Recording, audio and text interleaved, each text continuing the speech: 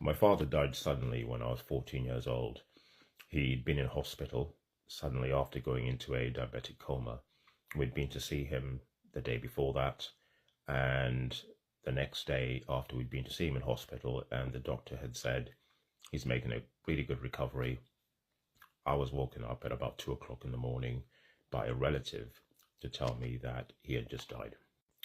My father had many brothers in the family who he had looked after several times in the family. He was the one who had been the most successful, and his kindness extended to every single one of them multiple times.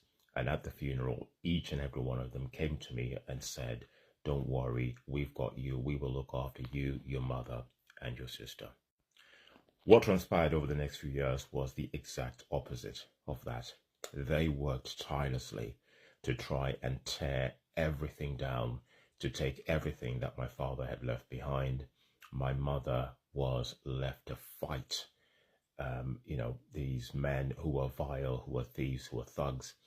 And I saw my mother fight tirelessly over years to keep me and my sister fed, to keep us in school. And the bravery, the courage that she showed in those few years after and the many years after that were quite extraordinary. And that is something that I will never, ever forget. My sister was very, very intelligent, very, very courageous, and she did exceptionally well for herself and was working in a big corporate job in banking, and was the only woman at that time in that particular firm. My mother called me up one evening and said, "Can you please give your sister a call, because I haven't heard from her from a couple of days, and we're always talking to each other, and I just need to make sure that she's okay." I sent my sister a message and I said, "Look, can you please get hold of Mum? She's worried about you," and didn't hear anything back. And then the next day I got a call from my mother, who told me that somebody had called her to tell her that my sister had been found unwell in her flat, and I had to get there as soon as possible.